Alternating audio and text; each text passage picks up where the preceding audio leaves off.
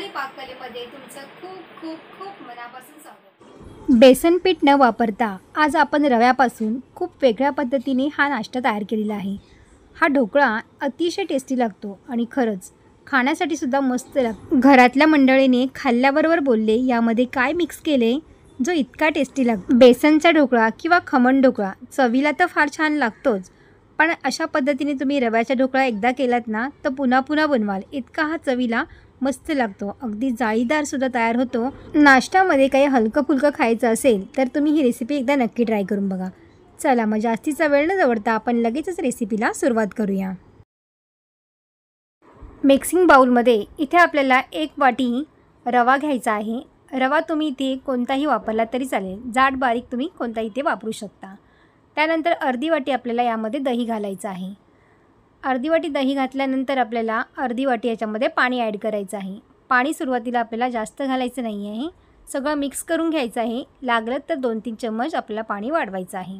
त्यानंतर चवीनुसार आपल्याला यामध्ये मीठ घालायचं आहे आणि याला आपल्याला 5 मिनटं साईडला ठेवून द्यायचं आहे।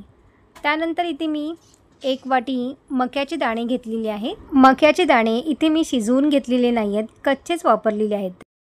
1 इंच आलं घालायचं आहे आणि 1 चमचा आपल्याला याच्यामध्ये लिंबाचा रस घालायचा आहे आणि जे मिक्स केलेलं आपलं मिश्रण होतं रव्याचं ते याच्यामध्ये घालून थोडंसं आपल्याला पाणी घालायचं आहे।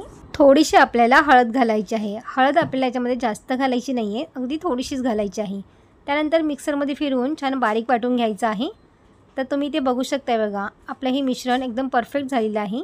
पाणी आपल्याला थोडंच घातल्यामुळे हे छान असं बॅटर तयार झालेलं आहे। त्यानंतर 2 चमचे आपल्याला तेल घालायचं आहे, छान याच्यामध्ये मिक्स करून घ्यायचं आहे आणि त्यामध्ये आता 1 चमचा आपल्याला याच्यामध्ये इनो घालायचा आहे। इनोसुद्धा आपल्याला छान फेटून घ्यायचं आहे आणि लगेचच आपल्याला हे मिश्रण वाफवण्यासाठी ठेवायचं आहे।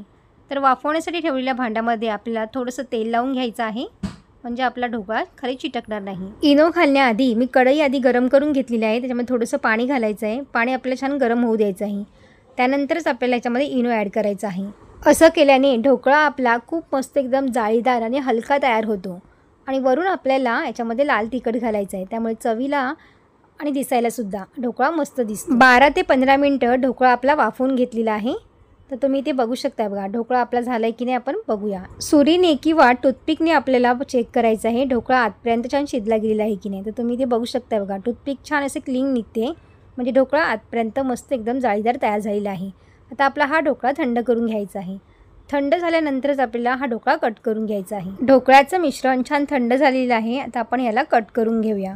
तर तुम्ही ते बघू शकता बघा, मस्त एकदम मऊ लुसलुशीत ढोकळा आपला इथे हा तयार झालेला आहे आणि किती बघा एकदम सॉफ्ट झालेला आहे बघा, जाळीदारसुद्धा झालेला आहे, तुम्हाला मी दाखवतेच।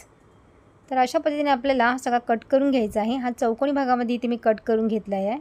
तुम्हाला हव्या त्या आकारामध्ये तुम्ही ढोकळा हा कट करून घेऊ शकता आणि तुम्ही बघू शकताय बघा, ढोकळा आपला किती मस्त एकदम जाळीदार तयार झालेला आहे। अगदी आतपर्यंत मस्त जाळी आली बघा आणि मस्त मऊ लुसलुशीतसुद्धा तयार झालेली आहे। वरून आता आपल्याला एक तडका तयार करायचा आहे, त्यामुळे चवीला हा ढोकळा आणखीन जास्त टेस्टी लागतो। तर इथे 2 चमचे मी तेल गरम करून घेतलेलं आहे। 1 चमचा मोहरी, 1 चमचा सफेद तीळ घातलेले आहेत। 2 हिरव्या मिरच्या मी बारीक कट करून घातलेल्या आहेत। थोडीशी कोथिंबीर घालायची आपल्याला आणि यावरती आपल्याला घालून द्यायचा आहे। हा तडका मस्त अशा पद्धतीने हा सगळीकडे पसरवायचा आहे, त्यामुळे ढोकळा आपला चवीला आणखीनच मस्त लागतो। तुमच्याकडे कढीपत्ता असेल तर तुम्ही तोही घातलात तरीही चालेल। आपण तडक्यामध्ये हिरव्या मिरच्या घातलेल्या आहेत। जर तुमच्याकडे खात नसेल कोणी तर तुम्ही मिक्सरला आपण जेव्हा रवा बारीक करतो ना त्यावेळेससुद्धा तुम्ही मिरच्या याच्यामध्ये घालू शकता। तर तुम्ही इथे बघू शकता बघा, मस्त जाळीदार ढोकळा आपला इथे खाण्यासाठी तयार झालेला आहे आणि काय सुंदर याचा कलर आला बघा आणि जाळीसुद्धा मस्त एकदम आलेली आहे। करायला तर सोपं आहे आणि खाण्यासाठीसुद्धा हो तितकाच भारी लागतो बरं का। अशा पद्धतीने हा ढोकळा तुम्ही एकदा तरी नक्की ट्राय करून बघा। एकदा करून खाल्लात ना तर पुन्हा बनवाल, इतका हा चवीला छान लागतो। रव्याचा स्वीटकॉर्न ढोकळा आपला इथे खाण्यासाठी तयार झालेला आहे। मस्त एकदम जाळीदार आणि हलका फुलका हा नाश्ता आपला इथे तयार झालेला आहे। तर तुम्हीसुद्धा अशा पद्धतीने हा ढोकळा नक्की ट्राय करून बघा आणि तुम्हाला व्हिडिओ आवडली असेल तर लाईक, शेअर आणि सबस्क्राईब करा। बाजूची बेल आयकॉन पण जरूर प्रेस करा, जेणेकरून जेव्हा पण मी नवीन व्हिडिओ अपलोड करेन त्याची सर्वात आधी नोटिफिकेशन तुम्हाला पाहायला मिळेल।